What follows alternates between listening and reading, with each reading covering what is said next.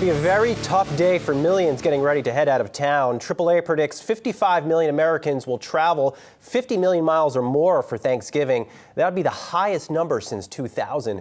But they're facing some difficult weather with snow, rain, and strong winds snarling traffic across the country and threatening to keep those Macy's Thanksgiving Day balloons from flying. AAA's Robert Sinclair joins us now. Robert, it must be a travel holiday because we're getting to see you again. It has to be that time, right? Here I am. So some pretty big numbers here, potentially. Yes, in fact, the highest since 2005. Those are some halcyon days back in 2005 when nearly 59 million people were traveling. The same number of drivers are traveling this year, 49 million. We're seeing the difference that a lot more people flew and took some other form of transportation, a train, a bus, or a cruise ship back in 2005. Wow. So why do you think more people are hitting the road versus flying this year? Money. They've got the money. There's disposable income is up. And we get the fewest number of vacation days of any workers in the industrialized world. And we still do. That's still lousy. Yes, less than the Japanese. Imagine, they're thought to be worker bees. But we get fewer days, and so when we get a holiday, throw it in, I get a little extra money in my pocket, I like to take a trip. Where are you seeing the greatest strength? Is it on the road? Is it air travel? Or is it those cruise lines? Well, air travel is up, but people always want to drive. You have the independence to leave when you want. You're on your own schedule. You get to your destination.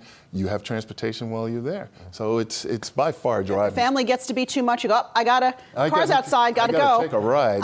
Talk to me about gas prices and how does that factor in right now? We're at $2.58 a gallon nationwide. We're actually 4 cents more than we were this time last year. And it's because some major states, Illinois, Indiana, Michigan, are seeing significant price hikes compared to a year ago. While some other states, mostly in the Northeast, Rhode Island, Connecticut, Massachusetts, New York, are seeing significant price discounts compared to a year ago. In fact, Connecticut has the largest discount year over year, 17 cents per gallon less than where we were last year. That's surprising for Connecticut, isn't it? Well, what happens is on the East Coast, you can get gasoline from Europe and from other places, and you're in the Midwest, you're kind of depending on the refineries out there. California, in fact, we're just seeing them go below $4 a gallon.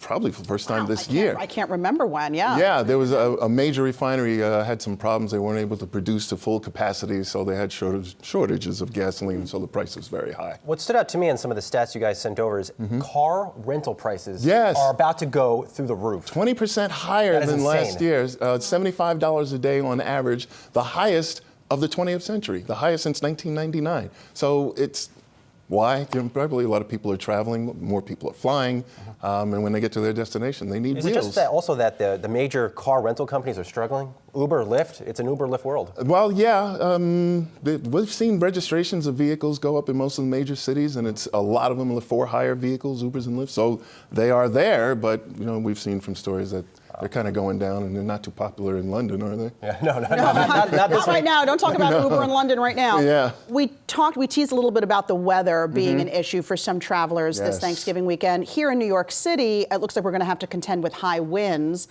which may actually ground those Macy's Day balloons. It's incredible. Today is great. Tomorrow's going to be windy and terrible, and then the next day it's going to be great again. Of course. So yeah, it can be a problem. Well, we know that traffic gets cut off because of the parade. So I think that's part of what creates the problems of traffic in our city.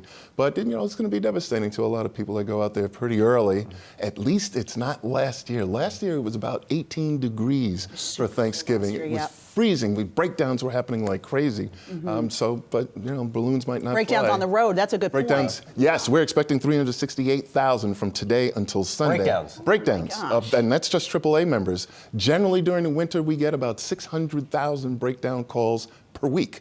So it gets very busy. Flat tires, dead batteries, people locking themselves out of their car, the keyless ignitions. We see more and more lockouts. Yeah, looking at the places with good weather, Disney theme parks, how should they do? They're going to be doing very well. The 4 of the top 10 destinations are in Florida, and Orlando is one of them. Anaheim is another. Vegas, Phoenix, New York.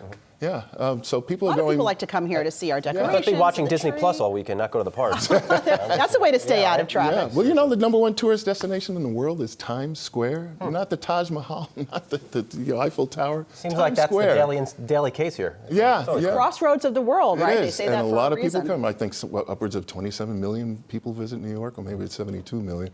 It's a lot. Come to New York, Yeah. So I guess consumer sentiment plays a huge part in this, as you said.